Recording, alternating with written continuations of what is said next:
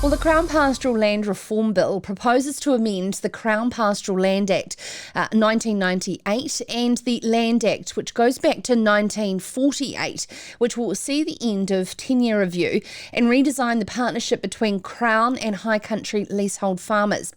Now, as the bill is now before the Select Committee, following submissions recently closing, concerns are being raised across the House with an opinion that ministers are completely dismissing farmers' concerns and using the environment as a pretext. And also that the Environment Select Committee is in huge conflict of interest with Greens MP but former Conservation Minister who drove the reform bill last year, Jenny Sage, chairing the group. Now, to discuss the political stance from the ACT Party is Rural spokesperson Mark Cameron, who joins us now on the phone from the Beehive from Wellington. Mark, you've written a few opinion pieces coming out with a very strong stance on this. What is of your most grave concern?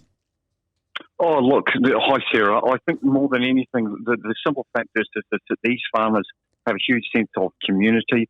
There has been some 2,000 submissions put in. They're all aggrieved. The fiscal well-being of the community is affected by this. When you actually look at it, the existing relationship between the Crown and the farmers was actually working, and it was based on trust and reciprocity. Now, that's changed. We've expedited a process which has essentially removed government from having to recognise Indigenous biodiversity in this space, and it's expedited the 10-year review process. I mean, farmers are deeply aggrieved. So when it comes to the, added red tape and higher costs around some of these environmental concerns, with the freshwater regulations and the Indigenous biodiversity regulations coming in, isn't there just a bit of a crossover that high country farmers will have to do a lot of these things anyway? Yeah, well, the simple fact is they are. I think the thing is, Sarah, they are, and so the farmers that I've spoken to and the conversations that I had, overwhelmingly in the space of biodiversity and sustainable farming forward, they are actually making the necessary inroads. Look, this is multi-generational. Farmers have actually invested in these properties for decades, and to remove that process, to remove that right, is potentially expeditiously actually going to cause greater damage than the damage being asserted out by Jenny Sage and others. And let's talk about Jenny Sage. There's concern from National MP Jackie Dean of the huge conflict of interest of her involvement in the Environment Select Committee. Are you making any inroads on that being a fair and equal process? I actually don't sit in the Environmental Select Committee. I'm obviously sitting in the one with the primary Select Committee. That I say that the assertions had been made that she was looking through a myopic lens. I believe it, and I'm quite happy to be corrected on that. Is no longer the case. Obviously, Minister O'Connor is involved with Land Information New Zealand.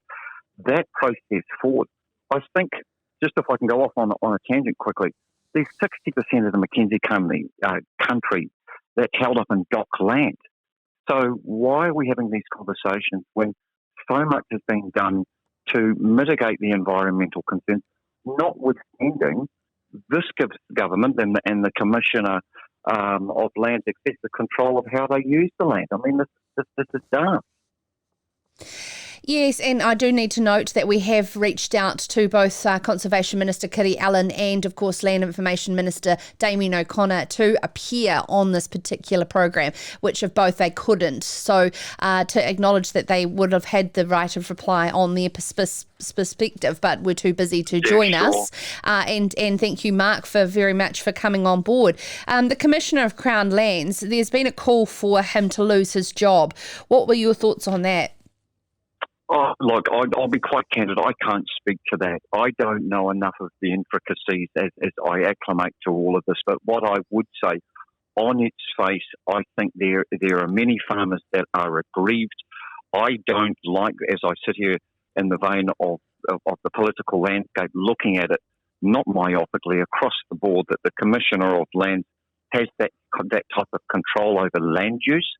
That notwithstanding, most of the concerns in the environmental space of biodiversity actually being acknowledged by the farmers that have been investing in these properties in many instances for 30, 40, 50 years and more. And the bio being, the use of sheep grazing within the high country to be able to offset things such as fire risk, as well as, the unique landscape values and that are already respected by high country farmers. I completely understand where you're coming from here. But, 1948, that is a very outdated act, Mark. If it was to be reformed, what do you believe is the right way? I think you have to have a real holistic debate about what has actually been done. You referenced high risk. Now, the farmers that I've spoken to said under the Crown, it would actually the high risk would be worse. You've got, let's just look at it. The sum of all parts. Farmers inherently are the best stewards of their land. They are working to control things like tar and rabbits and wilding pines. They also put up the necessary the fencing, stock exclusion fencing, to keep their animals out of Crown land. So really, I'd actually tilt the conversation the other way and say, you reference fire. The fire risk will be exacerbated under Crown ownership with the rights of the farming methodology being removed. I think when you talk about the 10-year review process, the original act was 3 years. Now that's significantly more at 10. But farmers invest a lot of money into these properties. Fertiliser and pastoral species, a myriad of things. So really, to remove that seems a counter narrative when they are environmentally the best stewards of the land. Mm. What is the process moving forward from here, Mark? Open and honest dialogue, I think, Sarah, about what actually has been done, what is the of recognised Indigenous biodiversity. Farmers will embrace that language. They already have. They've already worked through an existing 10-year review process that isn't counterproductive. And in many senses, some farmers would wager that it's potentially unlawful and unnecessary. So I think open, honest dialogue of what is being done and having the right to, refuse the process, but fair and honest dialogue forward, I think, was the way to proceed with it. So what makes it different from the regulations that are coming down the barrel at each and every farmer in New Zealand, regardless of whether they farm in the high country or not? Oh, look, how long have you got? I could speak for hours about the aggrieved farmers that I'm speaking to. Can you give us an example?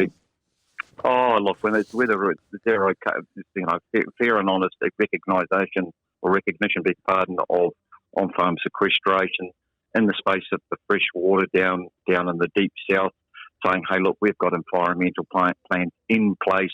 They've been working with council and stakeholders and industry for, in many instances, several years. David Parker's assertions that they're not tenable and they've got to be thrown out is to us like throwing, especially at the ACT Party, and generally as farmers, I am one, is throwing the baby out with the bathwater. So at every turn, the average New Zealand farmer sees a red tape, arbitrary compliance, all too often is not tenable. And in the case of going back to the Crown Pastoral farmers that have these leases, it's a real contraction in cultural change for what we do as farmers in New Zealand. But with regards to the high country specifically, Mark, freshwater regulations and Indigenous biodiversity coming into play, every farmer is on an equal playing field, regardless of whether they're leasehold or freehold, are they not, in their responsibilities for improved environmental outcomes? Yeah, absolutely, and so they should be. And I think overwhelmingly these farmers are anyway. When look, we talk about stock exclusion fencing from animals, protecting obviously the important quality of fresh water. This is being done where it's practical, where practical application allows it to be so. I spoke to people, not in this instance, but they were in Te Kuiti. Same thing again. What we would call medium to high country farmers, sheep farmers, wool growers. And they're saying they've done all this stuff. When it comes to the necessary batten fencing and stock exclusion, a lot of this has been done. The water quality's improved. The local authorities are aware that the quality of the water has improved over the years. They've recognised it, and this legislation it flies in the face of that recognition, and that's travesty. Thank you so much for your time, Mark Cameron, rural spokesperson for the ACT Party, continuously talking throughout today's show, the opinion maker around the Crown Pastoral Land Reform Bill, which is currently before this Environment Select Committee. And in words from Philip Todd Hunter, who sadly couldn't be on the program, he said many high country farmers already have integrated farm management plans in place. The tall regional councils and agricultural industry organisations are encouraging other farmers to develop. Given the small number of properties involved, it should not be too difficult for the Crown as leaseor through the Commissioners of Crown Lands and Leasees to agree contractually binding farm plans as a basis for an ongoing relationship between individual leaseholders and LINs. And these plans, high country farm plans, can take into account the particular inherent values of each and every property individually. Oh, nice boots. Yeah, thanks. They're new.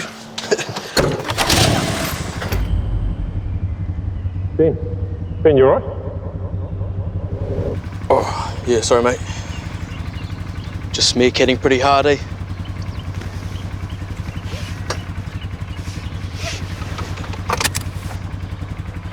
Yeah. I just said to myself, Ben, work hard. You deserve new boots.